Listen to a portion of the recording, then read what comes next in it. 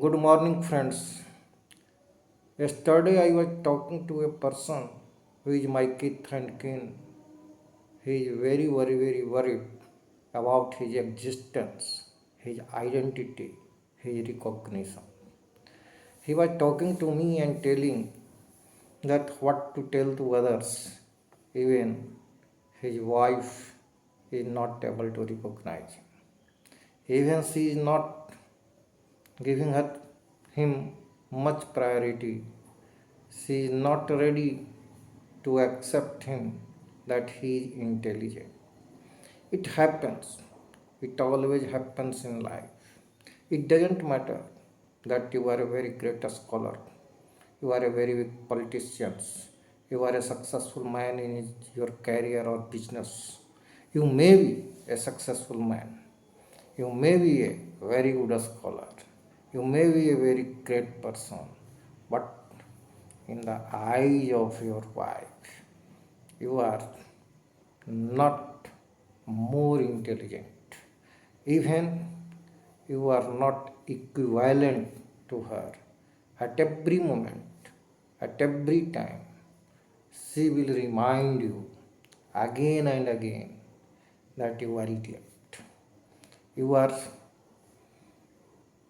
not a person who can take decision. You are not a person who knows much even about your business. It doesn't matter that you are a very successful man.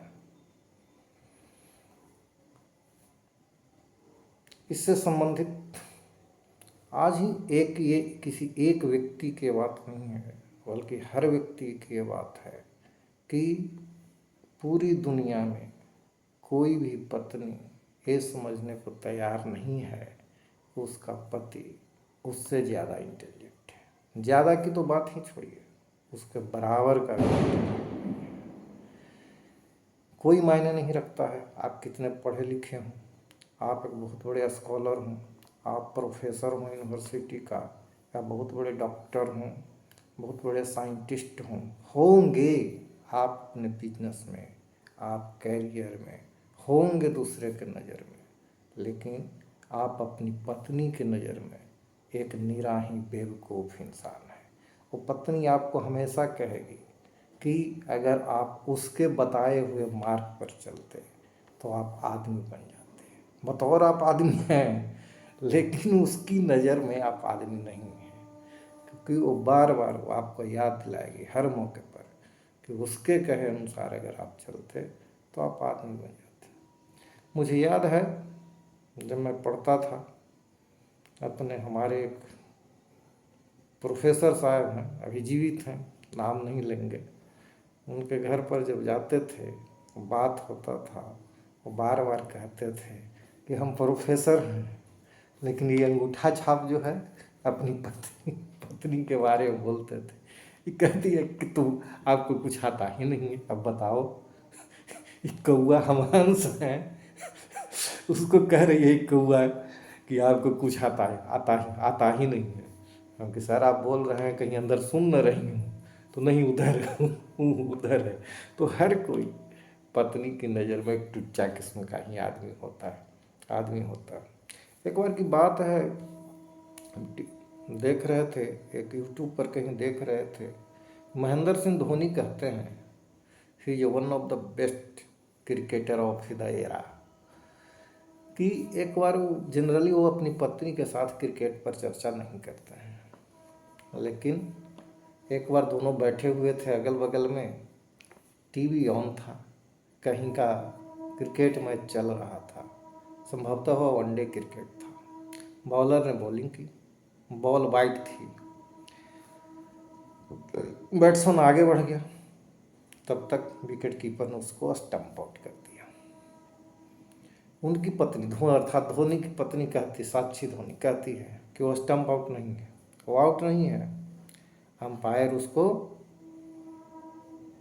Return करेगा, उसको वापस बुलाएगा, wide ball पर out हो ही नहीं सकता।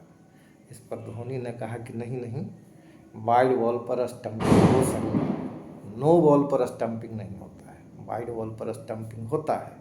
इतने में उसकी पत्नी साक्षी तपाक से बोली कि तुमको कुछ आता जाता नहीं है, अब बताइए वो क्रिकेटर जो कितना ही जीवन में स्टंपिंग किया हो, उसको उसकी पत्नी बोल रही कि तुमको क्रिकेट के बारे में कि तुमको कुछ आता ही नहीं, और वो तब तक लड़ते रही जब तक, क्योंकि आजकल हो गया है कि कुछ भी मामला हो तो अंपायर प्राय रेफर कर देते हैं तीसरे अंपायर को, और वो रिव्यू को देखता है। वो तब तक इस बात पर लड़ते रही कि नहीं, वो आउट नहीं है, वाइड बॉल पर आउट नहीं हो सकता है, उसको बाहर बुलाया जाएगा। तब तक, जब तक कि वो बंदा बैट लेकर करके बाउंड्री से बाहर नहीं चला गया, और जब तक दूसरे बंदा जो है बैटिंग के लिए आ नहीं गया। धोनी कहते कि वो तो चुप हो गए लेकिन जैसे ही वो बाउंड्री से बाहर गया, टीवी बंद हो टीवी बंद हो गया। तो भाई कहने का मतलब है कि पत्नी किसी को हो, आप कितना भी ग्रेट रहें, कितना भी महान हो, आप अपनी पत्नी के नज़र में दो कौड़ी के भी इंसान नहीं हैं। तो धोनी का ये वाक्य हो, या आए दिन हम लोगों के जीवन में, या प्रोफेसर साहब की कहानी हो। प्रोफेसर साहब कहते थे हमेशा कि ये कहती है कि आपको कुछ नहीं आता है, उसके बताए हुए रास्ते पर चलते तो हम आदमी बन जाते, ऐसे हम आदमी नहीं हैं, जानवर हैं, जानवर हैं। इस सब को हमारे एक और हैं मित्र, वो कहते हैं कि पत्नी अपने से ज़्यादा का अपने बराबर भी समझने को तैयार नहीं है कि उतना भी हमको ज्ञान है। ये भारी समस्या है, और ये समस्या सबके साथ है, हर कोई के साथ है। आपके जीवन में पल आएगा ही और हमेशा बना हुआ रहता है कि पत्नी आपको अपने बराबर भी नहीं समझती है, ज्ञान के मामला में खास कर करके। बाकी मामला में शायद समझ जाए, लेकिन ज्ञान के मामला में तो आपको अपने बराबर। तो इसमें दुखी होने का बात नहीं है। हमने उनको समझाया, उन सज्जन को कल, कि इसमें कोई दुख होने का बात है, हर किसी के साथ ही समस्या है, और इस समस्या को नज़रअंदाज करते रहिए, न हो तो पत्नी को ज्ञानी बताते रहिए, बाकी अपना काम करते रहिए। हर किसी के, दुनिया का कोई भी पत्नी अपने पति को अपने से ज़्यादा विवेकशील या बुद्धिमान नहीं समझती है, ये तय बात है। और पत्नी को बात को ही मानिए, सफल होइएगा। जैसा कि आपने कभी सुना होगा या आपने पढ़ा होगा, 17वीं शताब्दी में एक नॉवेलिस्ट थी, बहुत ही सुंदर थी, जेन ऑस्टिन। वो अपने किताब प्राइड एंड प्रेजुडिस में लिखती है कि it is universally acknowledged that a single man in possession of a good Fortune must be in want of a good women. तो सार्वभौमिक सत्य है कि अगर कोई व्यक्ति अच्छे भाग्य की कल्पना करता है तो उसके पीछे एक अच्छी महिला का होना जरूरी है। निश्चित रूप से you can take the example of different people who are successful in his life. There are some women behind. You will get some women behind him who is just standing behind him, और उस पुरुष के सफलता का door उस महिला के हाथ में होता है। आप शेक्सपियर को ही पढ़ें तो उसकी कहानी, उसके जो नाटक हैं, मैकबेथ को देखिए, तो मैकबेथ की सफलता के पीछे लेडी मैकबेथ का हाथ है। लेडी मैकबेथ अगर नहीं होती तो मैकबेथ नहीं होता। आज मैकबेथ की कहानी को कोई नहीं जान पाता। ये लेडी मैकबेथ ही थी जो कि मैकबेथ को जाना। अगर विद्योत्मा नहीं होती तो तुलसीदास को कौन जान पाता। तुलसीदास की पत्नी अगर नहीं होती तो तुलसीदास को कोई नहीं जान पाता। तुलसीदास तो आशिक किस्म के व्यक्ति थे। वो चले जा रहे थे, रात, सांप, बाढ़, बारिश कुछ नहीं समझे, वासना में लीन होकर करके पत्नी से मिलने गए। वो तो पत्नी थी जो उनको लात मारी, धकियाई बातों से, फिजिकली नहीं, और कही, और उसने बोली,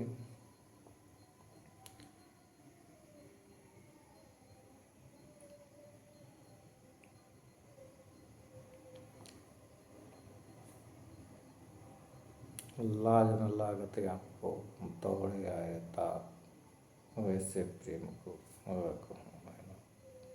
अस्थि चरम मम देह ताम ऐसी प्रीति होती जो से प्राण में होते। कहने का मतलब एवरी व्यक्ति के किस व्यक्ति की सफलता के पीछे उसकी औरत का भी हाथ होता है। कालिदास को भी कालिदास महान मूर्ख थे, उनको कालिदास बनाने में भी उनकी पत्नी का हाथ है।